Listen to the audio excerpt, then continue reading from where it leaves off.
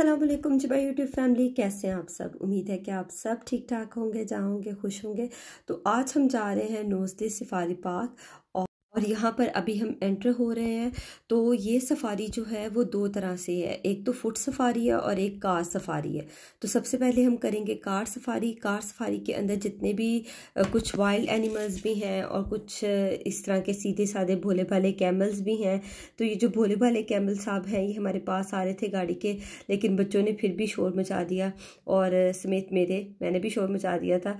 खैर ये बहुत ही क्यूट कैमल थे और जो कि दोबारा एक दफ़ा वापस चले गए। यहाँ पे काफ़ी गाड़ियाँ जो है काफ़ी देर तक खड़ी रही। तो अच्छा, ये जो पूरा इन्होंने ट्रैक बनाया हुआ है ना, इस ट्रैक के अंदर जो जितने भी जानवर हैं वो सब इन्होंने ओपन छोड़े हुए हैं। तो ये सारे इस तरह रोड्स पे भी आ रहे हैं और इजीली घूम फिर रहे हैं।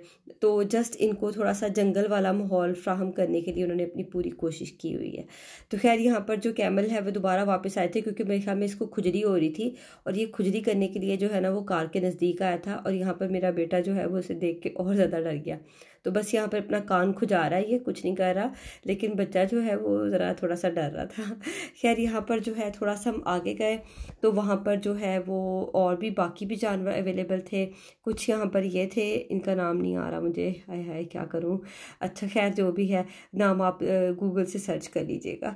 अच्छा आगे जाए तो यहाँ पर ज़ीब्रा भी था और उसके बाद हम दाखिल हुए यहाँ पर बंदरों की सल्तनत में, जो कि बबून्स एरिया था। तो ये बबून्स का जो एरिया था ये बहुत ही सिक्योर है चारों तरफ से ना, क्योंकि ये बहुत ज़्यादा शरारती हैं जिसकी कोई इंतहा नहीं है। गाड़ियों पे चढ़ जाते हैं और इधर देखिए अपनी बुड्ढी की जुएँ निकाल रहा है ना, और कोई काम नहीं है।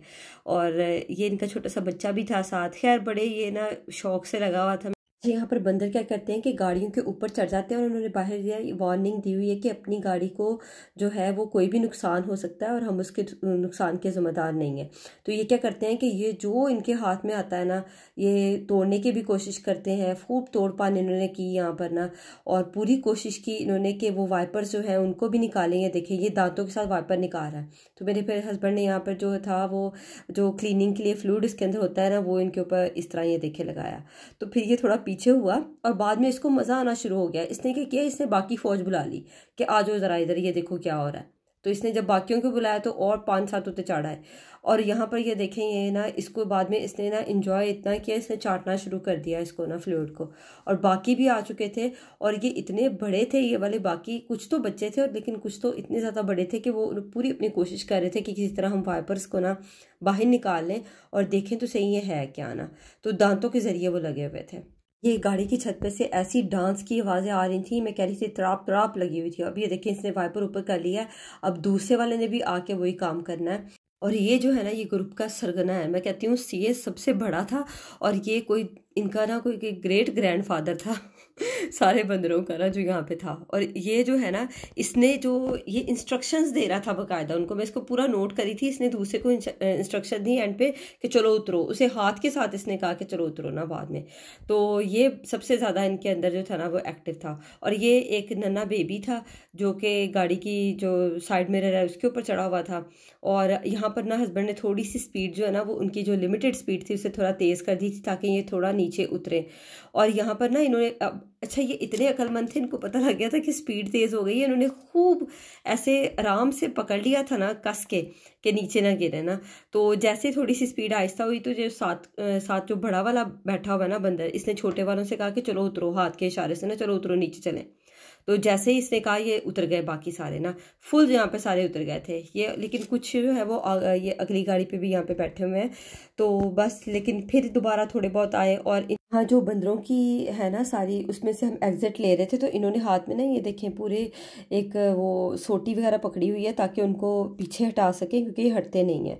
अच्छा खैर वहाँ से हम निकले और यहाँ पर एक जंगली भैंस थी, पता नहीं क्या थी ये ना, और यहाँ पर जो है वो शेर था। इस पर मुझे बड़ा तरस आ रहा था, मतलब इस तरह आ रहा था कि कैसे जंगलों में ये ना फिरते हैं, ऐसे दहाड़ते फिरते हैं और यहाँ पे ऐसे लमूदड़ बन के बैठे हुए थे ना, कोई इनकी आवाज़ नहीं निकल रही थी, बिल्कुल शांत बैठे हुए थे। ये देखें एक ये है और 2-3 आपको आगे भी नज़र आएंगे यहाँ पर। ये देखें एक वो तो फुल बब्बर शेर था ना, वो फुल जो सही वाला बब्बर शेर होता है वो था, और इसके साथ ये पता नहीं 2 शेरनियाँ बैठी हुई हैं उसके गज़ब से बच के।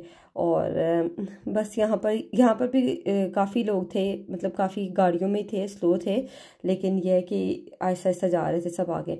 अच्छा, यहाँ पर जो है हमारी कार सफारी जो है वो ख़त्म होती है और अब हम जाएंगे फुट सफारी की तरफ।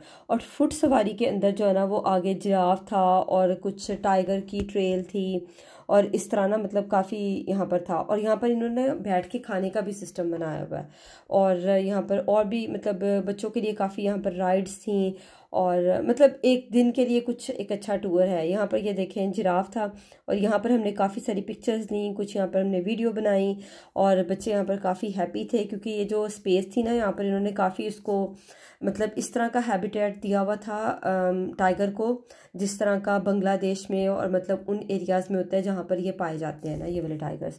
तो यहाँ पर ये फ्लेमिंगो भी थे। खैर इनके यहाँ पे मुझे स्ट्रक्चर मिले लेकिन ओरिजिनल फ्लेमिंगो यहाँ पे कोई नज़र नहीं आया।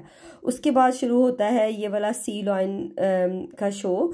तो सी लॉयन शो के अंदर यहाँ पर सी लॉयन आके कुछ करतब करेंगे और यहाँ पर अच्छा ये जो सी लॉयंस है ना इनको यहाँ पर इन्होंने ट्रेन किया हुआ है, मतलब क्लैपिंग करते हैं और ये कुछ यहाँ पे करतब करके बाकी दिखाते हैं, कुछ यहाँ पे ये रिंग्स इकट्ठे करते हैं, मतलब काफ़ी कुछ यहाँ पर ये करते हैं ना। और काफ़ी मतलब एक की एज जो थी वो 11 साल थी और एक की एज काफ़ी ज़्यादा थी, मतलब आई थिंक वो 20 ईयर्स का था, अगर मैं गलत नहीं बोल रही तो मे बी इतनी ही उसकी एज थी। तो बस यहाँ पर ये जो मतलब इन्होंने काफ़ी यहाँ पर ये देखे रिंग्स भी कैच की हैं इसने, तो इस तरह इन्होंने काफ़ी सिखाया हुआ था। लेकिन यह है कि जो जिस एरिया में ये रहते हैं ना मतलब वो जो स्विमिंग पूल टाइप इन्होंने बनाया हुआ था ना वो काफ़ी छोटा था। मतलब ये तो इतनी ज़्यादा इनकी स्पीड होती है कि मतलब ये आई थिंक कि थोड़ा एरिया ज़्यादा होना चाहिए था इनके लिए जहाँ पर ये इजीली घूम फिर सकें, क्योंकि ये ओशंस में होते हैं और इनके लिए बहुत ज़रूरी है कि इनके लिए जगह थोड़ी बहुत बड़ी हो। तो इनके लिए जगह जो थी ना वो मुझे काफ़ी रिस्ट्रिक्टेड लगी। आफ्टर ऑल बाकी तो जो था वो सारा अच्छा ही था। खैर यहाँ पर रोटी खुल गई थी और हम घर से बिरयानी बना के लेके गए थे, मैंने और भाभी ने बिरयानी बनाई थी और उसके साथ ये बच्चों के जूस और चाय बहुत ही यमी थी।